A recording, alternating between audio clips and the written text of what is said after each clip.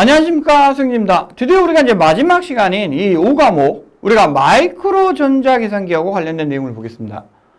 그래서 우리가 앞에서 뭐 자료구조, 데이터 통신, 그 다음에 운영체계, 그 다음에 컴퓨터 프로그래밍 이런 거 배웠는데 이 5과목은 마이크로 전자계산기. 그래서 우리가 어떤 이 CPU라던가 어떤 하드웨어와 관련된 이러한 내용들이 나오게 되는데 우리가 마지막 20개의 문제도 한번 풀어보면서 결과적으로 한번 봐야겠죠. 그래서 일단 81번 문제는 덧셈 명령어는 어떤 종류의 명령어 집합에 속하는가입니다. 그래서 우리가 뭐 덧셈, 뺄셈, 나눌셈, 곱셈 이런 거를 연산이라고 보통 부르죠. 그래서 일단 보기를 보면 1번 데이터 트랜스퍼, 데이터를 전송하는 명령어이다. 덧셈? 데이터 전송? 아무튼 뭔가 관련이 없어 보이지만 한번 또 2번을 보겠습니다. 2번 데이터 매니플레이션, 데이터를 조작하는 명령어이다. 덜셈, 뺄셈, 나눌셈, 연산, 데이터 조작. 뭔가 관련이 있어 보입니다. 그쵸? 3번, 프로그램 컨트롤. 프로그램을 제어하는 명령어이다. 그래서 우리가 이제 이 C나 이 C++를 보면 뭐 if문, while문, 뭐 여러분들이 그 다음에 뭐 스위치 케이스문 이런 것들이 있는데 우리가 이런 것들을 제어문이라고 부르죠. 그래서 아마 프로그램 컨트롤은 우리가 어떤 제어문 같은 거를 이야기하지 않을까 생각이 됩니다. 그 다음에 4번 input and output. input은 입력을 받고 output은 출력을 하는 건데 우리가 어떤 print F나 scan F 뭐 이런 것들이 키보드 입출력을 의미하죠. 그래서 4번도 조금 뭔가 아닌 것 같습니다. 그래서 보면 2번 데이터 매니플레이션, 이 데이터를 조작하는 게 아마 덧셈 명령어가 아닐까 싶은데요. 정답은 일단 2번 산술 연산은 조작 명령어입니다. 데이터를 조작하는 명령어라고 우리가 볼 수가 있겠죠. 그 다음에 82번 우리가 즉시 주소 지정 방식에 대한 설명으로 틀린 것은 그래서 immediate addressing mode라고 하는데 어셈블러에서 우리가 어떤 데이터에 값을 넣을 때 데이터에서 우리가 어떤 데이터 메모리에 있는 주소를 접근할 때 뭐 우리가 즉시 주소 모드 immediate 모드라고 하는 게 있습니다. 그래서 이 즉시 주소 모드에 대해서 일단 보기를 한번 봐보면 첫 번째 유효 주소를 넣기 위해 프로그램 카운트의 내용과 명령어의 피연산자를 내용을 더하는 방식이다. 뭔가 이렇게 계산을 해야지만 나오는 메모리. 두 번째 명령어의 피연자 부산에 데이터 값을 직접 넣어주는 방식이다. 데이터 값을 직접 넣어주는데 주소 지정? 뭔가 좀 그렇죠. 3번 데이터를 인출하기 위해서 추가로 주기억 장치에 접근할 필요가 없다. 4번 그 다음에 명령의 길이가 짧은 컴퓨터에서 표현 가능한 데이터의 길이에 제한이 있다. 뭔가 지금 이 즉시 주소 지정 방식에 대해서 알고 있어야지만 일단 풀 수 있는 문제인 것 같죠. 정답은 일반적으로 우리가 1번 유효 주소를 접근하기 위해서 PC 카운트의 내용과 명령어의 피연사 내용을 더하는 방식이다.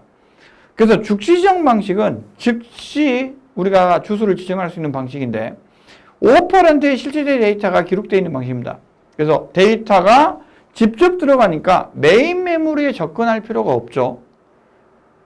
그래서 명령어 길이가 짧은 컴퓨터에는 어떤 표현한 데이터의 길이에 제한이 있을 수가 있게 되는데 기본적으로 직접 데이터를 집어넣는데 데이터를 또 너무 큰 거를 집어넣거나 이러한 어떤 제한사항이 발생할 수가 있게 되는데 그래서 정답은 1번 뭔가 계산하는 게 아니라 직접 넣는 이런 거를 직접 주소 지정 방식이라고 우리가 부르고 있습니다.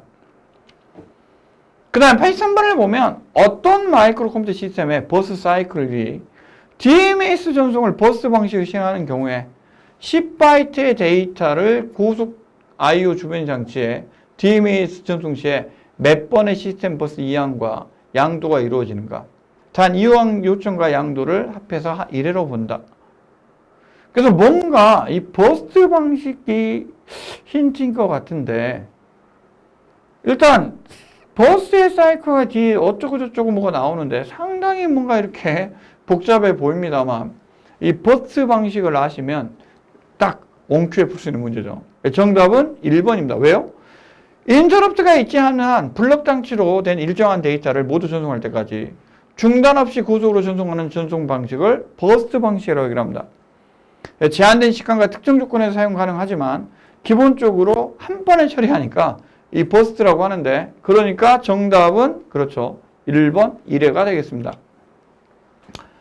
그 다음에 84번 고수준 언어로 작성된 프로그램을 기계어로 번역하기 위한 프로그램은 무엇인가? 이런 문제는 뭐예요, 여러분들? 점수를 받을 수 있는, 점수를 여러분들한테 주기 위한 문제입니다. 그래서 일단 보기를 보면 에디터, 뭐죠, 에디터?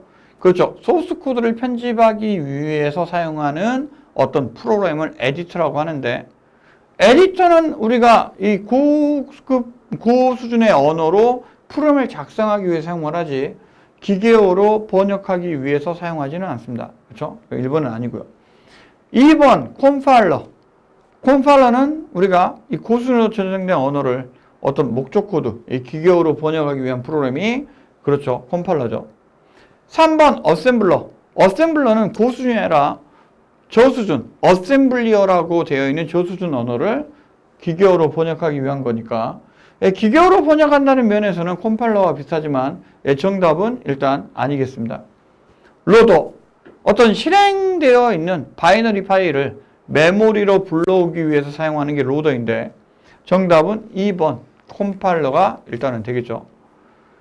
그래서 컴파일러는 특정 프로그램 언어로 되어 있는 문서를 다른 프로그램 언어로 옮기는 작업을 의미하는데, 원시 문서를 우리가 소스 코드 혹은 원시 코드라고 부르고, 출력된 문서를 기계어로 번역되어 있는 목적 코드라고 부르는데, 이럴 때 이용하는 걸 우리가 컴파일러라고 부르고 있습니다.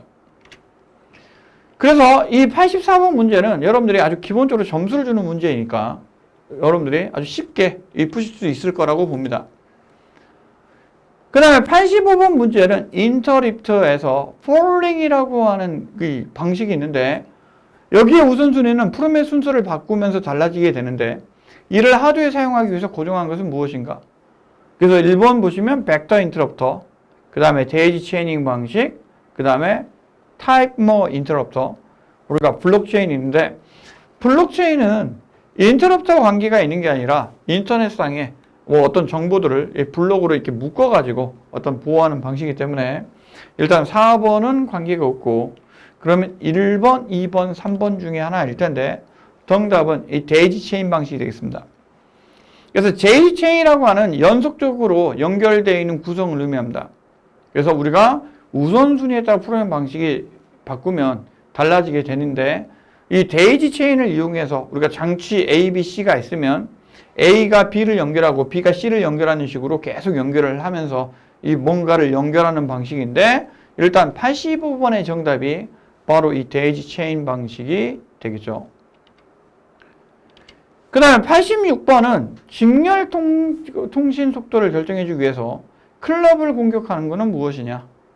그래서 우리가 어떤 클럭을 공급해서 이 동기를 맞추면서 속도를 맞출 수가 있게 되는데, 1번 병렬 직렬 변환기, 병렬을 직렬로 변환하는 게 뭔가 만들어주는 것 같지 않고 변환하는 거죠. 1번은 좀 아닌 것 같고요. 2번 보라이트 제너레이터, 뭔가를 만들어서 제공하는 제너레이터다. 뭔가 공급해주는 느낌이 조금 듭니다. 그래서 이게 아마 정답일 것 같은데 일단은 2번 체크해 두고요. 3번 카운터 타이머 회로, 그래서 뭔가 카운터는 이렇게 세는 거고 타이머는 타이머를 맞추는 거고 서킷은 회로인데 3번도 뭔가 좀 비슷해 보이죠. 그렇죠? 4번 다이나믹 뭐죠? 이렇게 다이렉트 메모리 액세스, 그래서 메모리를 직접 접근하는 방법을 되는데, 일단 직렬 통신 속도하고는 관계가 없겠습니다. 그래서 우리가 여기서는 정답이 2번입니다.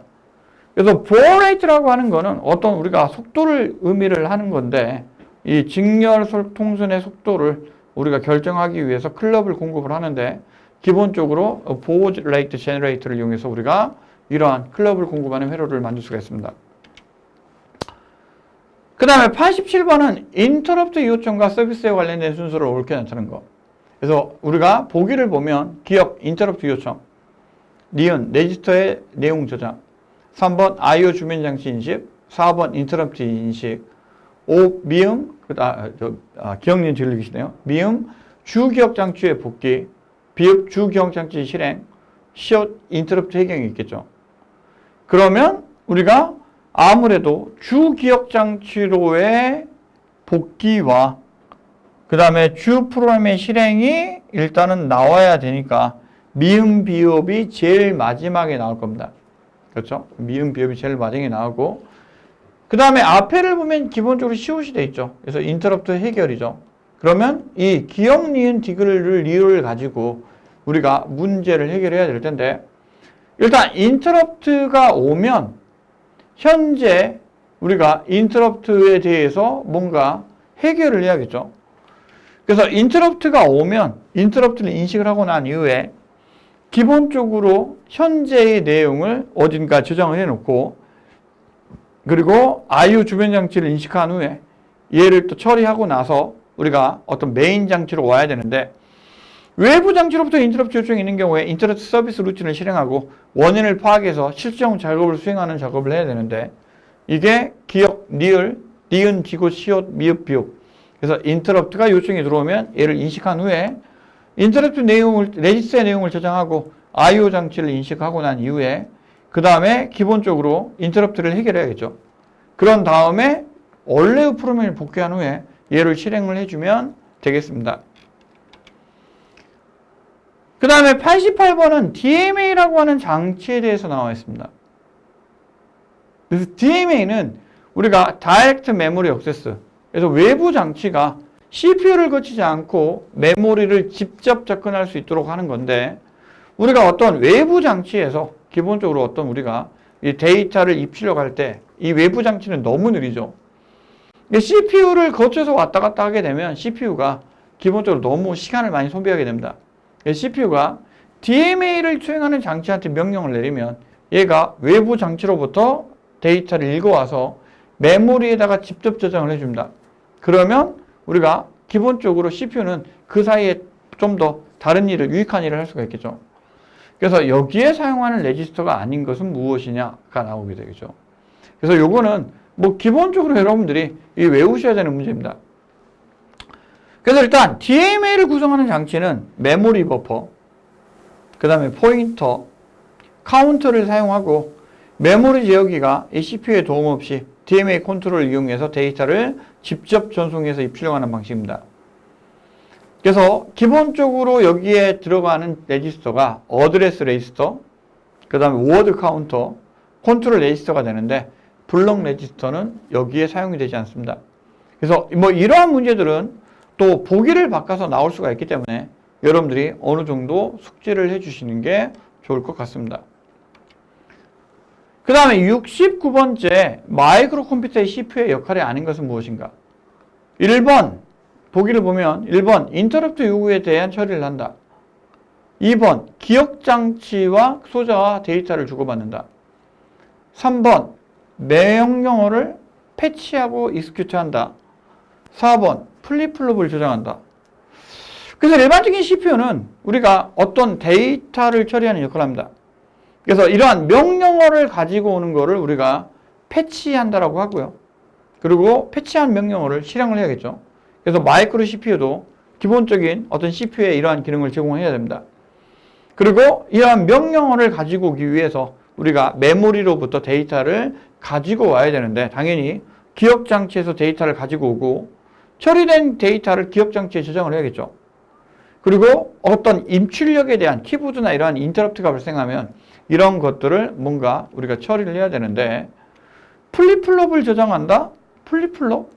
그래서 얘는 우리가 마이크로 프로세서하고는 좀 관계가 없지 않나 싶습니다. 그래서 마이크로 프로세서는 기계어 코드를 실행하기 위한 실행 단계 과정을 우리가 단계별로 나눠서 처리하기 위한 마이크로 코드를 작성하고, 이 마이크로 코드에 의해서 우리가 단계별로 처리하게 되는데, 일단 기본적인 정답은 4번이 되겠습니다. 그 다음에 90번 문제는 좋은 소프트웨어가 갖는 특성이 아닌 것은, 뭔가 이것도 점수를 주기 위한 문제가 아닌가 싶습니다. 뭐 그렇게 어려운 문제는 아니니까 한번 봐보도록 하죠. 그래서 보기를 보면 1번 사용자가 이해하기 쉽다. 뭔가 좋은 프로그램이, 이해하기 좋은 프로그램이 좋은 소프트웨어가 맞겠죠. 그렇죠? 1번 맞을 거고요. 그 다음에 프로그램이 길고 복잡하다. 프로그램이 길고 복잡하면 뭐 긴 거는 나쁜지 안 좋은지 모르겠지만 복잡한 거는 좋지 않겠죠. 3번 전체적인 흐름을 추적하기 용이하다. 그래서 이해하기 쉽다고 우리가 이제 일맥상통할 것 같은데, 일단 전체적인 흐름을 추적하기가 용이한 게 좋은 소프트웨어가 될 것 같고요. 그 다음에 다른 시스템에 적용, 결합하는 응용력이 뛰어나다. 좋은 소프트웨어가 가져야 될 특성 중에 하나가 아닌가 싶습니다. 그래서 90번의 정답은 2번. 프로그램의 길이가 복잡하고 길면 당연히 떨어지겠죠. 그래서 소프트웨어의 신뢰도 정확성, 성능, 사용성, 상용 운영성, 유지 보수성 등을 지원해야 우리가 좋은 소프트웨어라고 하는데, 그래서 4번 이 응용성, 이 유지 보수성과 상용 운영성 이러한 것들이 바로 좋은 소프트웨어에 갖는 우리가 특징 중에 하나라고 볼 수가 있겠습니다. 그 다음에 91번 문제는 일단 스태틱 램이라고 하는 메모리. 그래서 우리가 어떤 메모리, 램은 메모리, 어떤 데이터를 저장하는 위한 소자인데, 우리가 뭐 D램과 SRAM이라고 하는 게 있습니다. 그래서 우리가 SRAM은 우리가 D램에 비해서는 회로를 간단하게 만들 수가 있는데, 이 가격이 조금 비싸다고 하는 게 일단은 흠이 되죠. 그래서 이것도 뭐 우리가 뭐 이게 어떻게 푸는 문제가 아니라 딱 그거이죠. 그래서 무조건 뭐예요, 이거? 외워야 되는 문제 중에 하나가 되겠습니다. 그래서 정답은 플립플롭이 되는데, 일단 스태틱 랜덤 액세스 메모리를 정적 램이라고 합니다. 그래서 반도체의 기억 소자 중에 한 종류인데, 이 D램과 SRAM 있죠.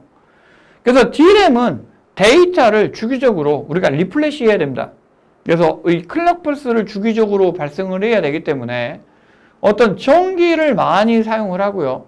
그 다음에 이 데이터를 갱신하는 데 들어가는 시간이 들어가니까 아무래도 속도가 떨어지는 반면에 이 SRAM은 플립플롭을 이용해서 우리가 구성이 되기 때문에 일단 D램에 비해서는 우리가 이 회로를 많이 차지합니다.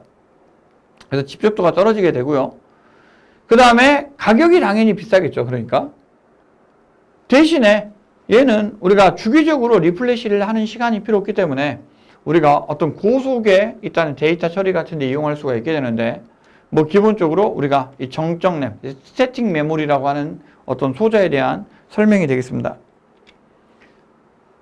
그 다음에 92번은 우리가 다음 기억 소자 중에 기억된 내용을 여러 번 지어서 사용할 수 있는 것은 무엇이냐? 와 관련된 문제죠. 그래서 ROROM이라고 하는 게 있는데, 얘는 Read Only ROM. 그래서 우리가 Read Only Memory. 그래서 얘는 우리가 여러 번 쓸 수 없고 그냥 한 번 읽을 수 있는 메모리를 의미하는데, 당연히 여러 번 지어 사용할 수 없겠죠. 2번 PLC와 4번 PLA가 있는데, 두 개가 PL이 붙어 있는 거 보니까 뭔가 비슷한 것 같은데 하나를 고르라고 하면 두 개 중에 하나를 고를 수가 있겠죠. 정답은 EPROM입니다. 그래서 EPROM은 우리가 어떤 전기를 이용해 가지고 뭔가 프로그래밍을 할 수 있는, 그러니까 지워서 프로그램을 할 수 있는 롬을 의미하게 되는데, 기본적으로 EPROM이 우리가 여러 번 지웠다가 사용할 수 있는 롬이 되겠죠. 그래서 PLC는 프로그래밍 로직 컨트롤러인데, 특정 명령으로 메모리에 이 프로그램하여 기계나 프로세스를 제어하는 어떤 디지털 동작의 전자 제어 장치를 대체하기 위한 기계인데, 기본적으로 어떤 기억된 내용을 지어서 사용할 수 있는 장치는 아니고, 여기서는 정답이 3번 EPROM이 되겠습니다. 93번에 보면 우리가 이 IO 맵드 IO와 메모리 맵드 IO에 대해서 설명 중 틀린 것이 나옵니다. 그래서 IO 맵드 IO는 우리가 IO 장치를 CPU에 연결을 할 때 별도의 CPU의 핀을 이용해서 우리가 장치들을 연결하기 위한 장치인 그 어떤 CPU 방식을 의미를 하게 되는데, 별도의 핀을 이용하기 때문에 기본적으로 별도의 어셈블러 명령을 이용합니다. 근데 메모리 맵드 IO는 IO 장치를 메모리의 특정한 공간에 매핑해 사용을 하기 때문에 기본적으로 메모리를 제어하는 식으로 이 IO 장치를 제어할 수가 있는데, 근데 메모리의 일부분을 외부 장치에 연결해야 되기 때문에 메모리의 우리가 전반적인 크기가 줄어들 수가 있겠죠. 그래서 IO 맵드 IO는 입출력을 가리키는 두 개의 제어 신호가 필요하다. 그 다음에 IO 맵드 IO는 메모리와 IO 장치의 공간을 공유한다. 그래서 틀린 거니까 메모리 맵드 IO가 일단 2번이죠, 여러분들. 그 다음에 메모리 맵드 IO에서 IO를 호출하는데 메모리형 명령을 사용한다. 그래서 메모리를 제어하는 것처럼 IO 장치를 제어할 수 있다. 이게 메모리 맵드 IO죠. 그 다음에 메모리 맵드 IO에서 메모리 로케이션을 위치를 뭐 제어한다, 제한한다 이렇게 되어 있는데 당연히 뭐 메모리의 위치와 그 다음에 IO의 위치 이런 것들을 당연히 제어해야 됩니다. 그래서 93번의 정답은 2번이 되겠습니다. 그래서 메모리 맵 입출력은 마이크로 프로세서가 입출력 장치를 액세스할 때 입출력과 메모리의 주소의 공간을 분리하지 않고 하나의 공간에 취급하면서 배치하는 방식인데 메모리를 제어하는 것처럼 입출력을 제어할 수 있다고 하는 게 장점이 되겠습니다. 그 다음에 94번의 문제는 다음 중 Shift를 수행하는 명령에 속하지 않는 것은 무엇인가? 그래서 우리가 Shift, 로테이션 뭐 이런 걸 의미하게 되는데 R이나 이런 것들이 S가 붙는 걸 보면 1번 ROR, 2번 COMC, 3번 SHR, 4번 SHRA. 그래서 R이나 S가 안 붙어 있는 거는 그렇죠. 2번입니다. 그래서 우리가 SHR은 Shift Right, 그래서 오른쪽으로 Shift고 SAL은 우리가 A는 산수를 의미합니다. 그래서 기본적으로 Shift Arithmetic Left, 그래서 왼쪽 산수를 Shift고 SAR은 Shift Arithmetic Right죠. 오른쪽 산수를 Shift고 LOL은 Rotate Left인데 왼쪽으로 회전하는 거고 그 다음에 ROR은 Rotate Right인데 오른쪽으로 회전합니다. 그래서 RCL은 왼쪽을 캐리를 포함해서 회전하는 건데 기본적으로 이러한 명령어들이 우리가 Shift 명령어에 속해 있다라고 보시면 되겠죠. 그래서 우리가 이제 Shift 명령이라던가 이러한 기본적인 어셈블러 명령어는 여러분들이 뭐 영어를 조금 이해를 하시면 R은 Rotation, S는 Shift, 뭐 R은 Right, 그 다음에 L은 Left 뭐 이런 식으로 일단 해석을 하시면 기본적으로 2번이 정답인 거를 우리가 쉽게 유추를 하실 수가 있겠죠. 그 다음에 95번 문제는 AD 변환기의 오차를 나타내는 것은 아닌 것은 무엇이냐. 그래서 AD 변환기는 아날로그를 디지털로 변하는 것. 그래서 아날로그는 사람들이 보통 사용하는 이러한 빛이라던가 빛의 강도는 뭐 여러분들이 숫자로 뭔가 표현할 수는 있겠지만 0과 1로 이렇게 표현하진 않죠. 그래서 디지털은 0과 1로 우리가 나타내는 건데 뭐 소리라던가 이런 것들을 컴퓨터가 사용할 수 있는 디지털 시gnal로 변하는 것을 우리가 AD 변환기라고 합니다.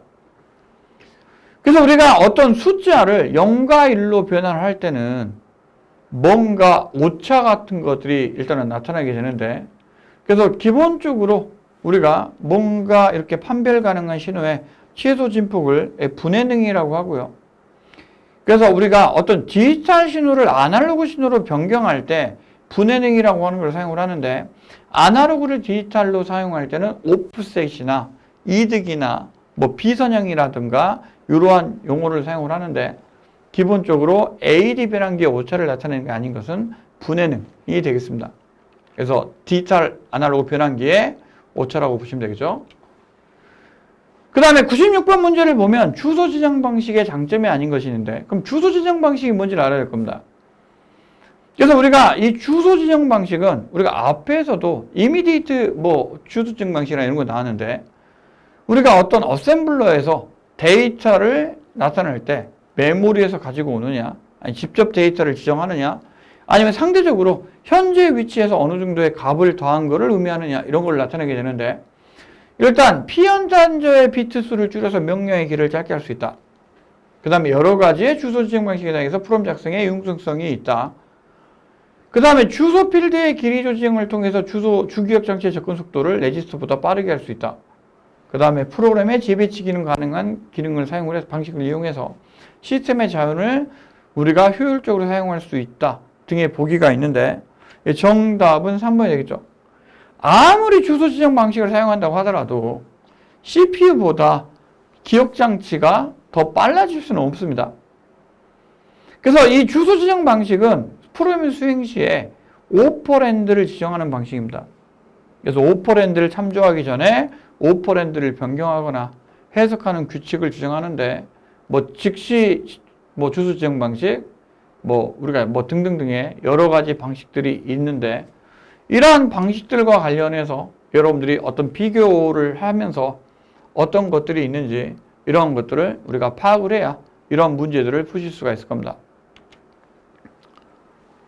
그 다음에 97번 문제를 보면 칩 슬라이드로 구성된 마이크로 전자계산기가 마이크로 프로세서로 구성한 마이크로 전자기기보다 상대적으로 유리하다고 생각하는 장점 중에 틀린 것은?